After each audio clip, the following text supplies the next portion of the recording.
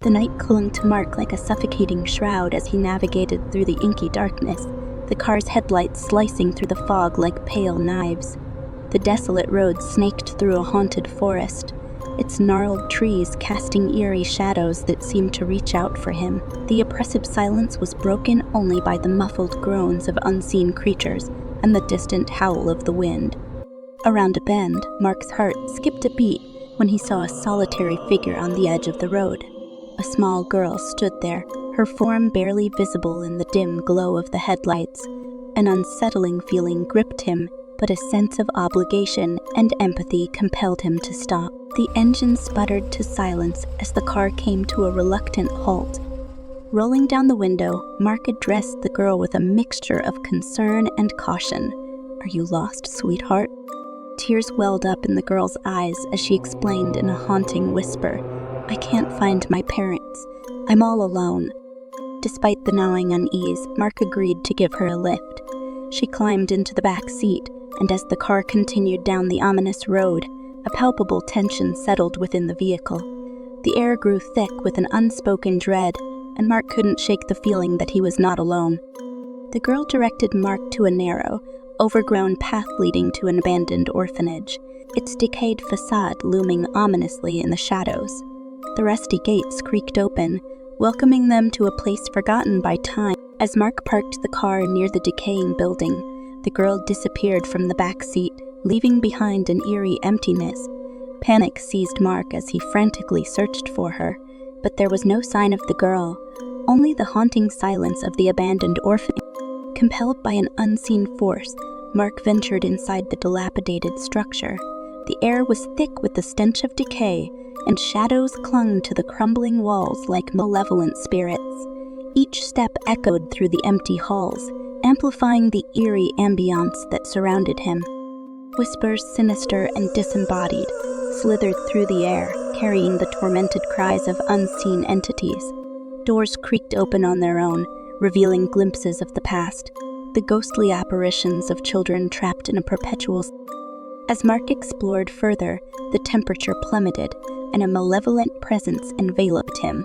Suddenly, the air became suffocating, and a spectral figure materialized before him. The little girl he had given a ride to, now transformed into a vengeful spirit. Her eyes glowed with an otherworldly intensity, and her voice, once soft and plaintive, now echoed with a chilling, ghostly resonance. "You should not have come here," she hissed, a cold wind swirling around her. Mark, paralyzed with fear, watched as the ghostly girl lunged at him, her spectral form passing through him like a frigid breeze. Desperation clawed at his throat as he stumbled backward, attempting to escape the relentless pursuit of the vengeful. The walls of the orphanage seemed to close in, the ghostly figures of long-forgotten children converging on Mark. He felt cold hands reaching out from the shadows. The little girl's laughter echoed through the desolate halls, haunting him as he desperately sought an escape. In his frantic attempts to flee, Mark stumbled upon hidden passages and forgotten rooms, each revealing a darker facet of the orphanage's grim history. The malevolent spirits intensified their assault, their anguished wails piercing the shadows twisted and writhed, taking on nightmarish forms that danced menacingly around him. Finally, in the heart of the abandoned orphanage, Mark confronted the ghostly girl once more. Her eyes glowed with an unearthly rage as she uttered a chilling whisper, "This is your fate." With a deafening scream, the vengeful spirit unleashed a torrent of supernatural energy that engulfed Mark.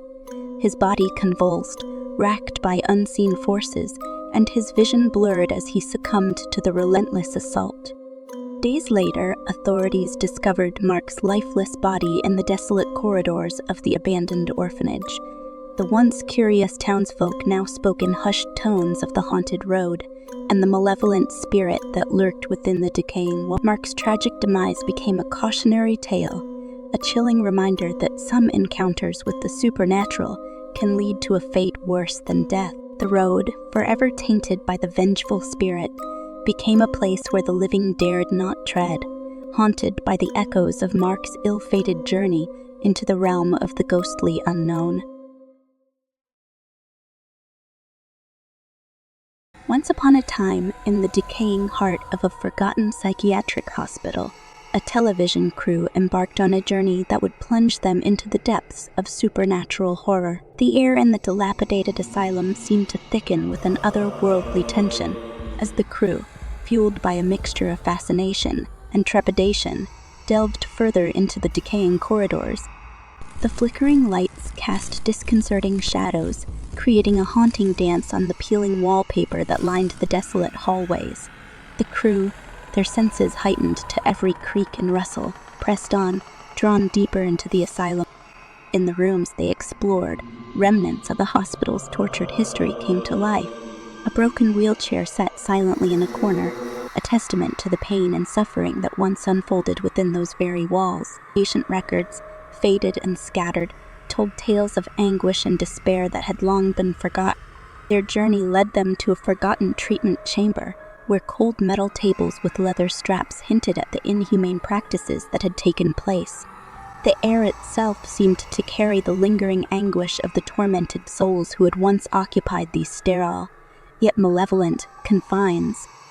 The crew, driven by an insatiable curiosity, found themselves standing before a rusted door at the heart of the hospital. As they cautiously entered, a sudden drop in temperature sent shivers down their spines. The flickering candle on an antique table became their only source of light, casting long, grotesque shadows that seemed to come alive with the tortured whispers of supernatural interference manifested through their high-tech equipment, revealing ghostly apparitions on screens. Distorted faces stared back with hollow eyes, and unexplained voices echoed through the room, some pleading for release while others hissed ominous warnings to leave. As the night wore on, camaraderie among the crew waned under the weight of an unseen malevolence. Tensions escalated, and uneasy glances were exchanged as paranormal activity intensified. Doors slammed shut on their own accord, trapping the crew in claustrophobic darkness. Whispers grew into agonized wails that resonated from the very walls, driving a wedge of fear into the hearts of the trapped crew members. The crew's attempts to communicate with the spirits led to an escalation of paranormal energy. Antique furniture rattled, and spectral hands reached out from the shadows, leaving cold, ghostly imprints on the crew's flesh. The air became charged with a palpable dread, as if the hospital itself had become a sentient entity, eager to ensnare the living in its dark embrace. Desperation set in as the crew realized they were entangled in a spectral web, the architecture of the hospital morphing to confound their attempts at escape. The once familiar corridors twisted and turned, leading them deeper into the asylum's heart. Panic gripped the crew, and the bonds of reason frayed with each passing moment. Amidst the chaos, ghostly figures materialized into grotesque forms. One by one, the crew succumbed to the relentless onslaught of the supernatural. The cameras, now eerily capturing the unfolding horror, bore witness to the crew's final moments. Dawn broke. The once silent hospital returned to its eerie stillness. The cameras lay abandoned, capturing the aftermath of a nightmarish encounter. The spirits, having claimed their victims, retreated into the shadows, leaving the decaying asylum to its haunted solitude. The chilling tale of the ill-fated television crew became a cautionary legend, whispered among those brave enough to tread near the haunted remnants of the psychiatric hospital. The ghostly residue of the crew's demise lingered in the air, a testament to the inexplicable horrors that had unfolded within those cursed walls. And so the decaying asylum stood as a macabre monument to the past, its dark secrets forever entwined with the tortured souls who found no rest within its forsaken confines. The tale of the haunted psychiatric hospital became a cautionary story passed down through generations, a chilling reminder that some places should be left undisturbed, and the veil between the living and the dead should never be tempted. The rain drummed against the window panes like ghostly fingertips tapping out an ominous melody. James sat in his cozy armchair by the crackling fireplace, the flickering flames casting eerie shadows on the walls of his dimly lit living room. It was the perfect setting for a night of reading, and James had just the book in mind. He reached for the weathered tome resting on the small side table next to him, its faded cover adorned with intricate designs that spoke of age and mystery. It was a novel he had stumbled upon in the depths of his family's old library, hidden away among forgotten volumes and dusty tomes. Curiosity had compelled him to pluck it from obscurity, and now, as he ran his fingers over the embossed letters of the title, he felt a thrill of anticipation course through him.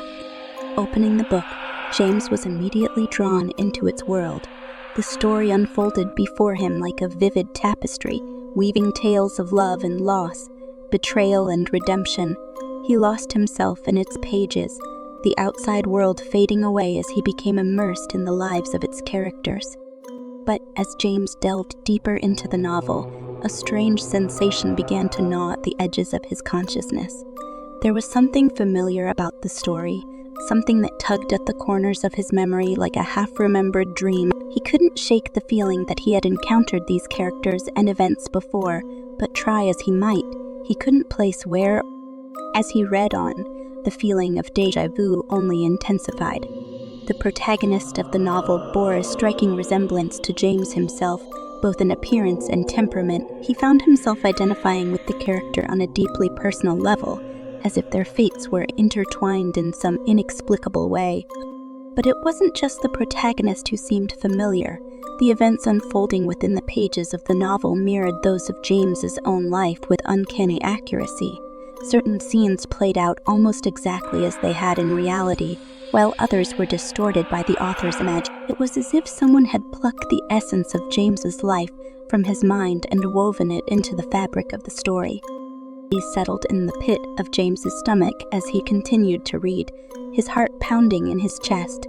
He felt as though he were being watched, as if some unseen presence lurked just beyond the edge of his vision. But when he glanced around the dimly lit room, there was nothing there save for the dancing shadows cast by the fire. As the clock struck midnight, James reached the climax of the novel.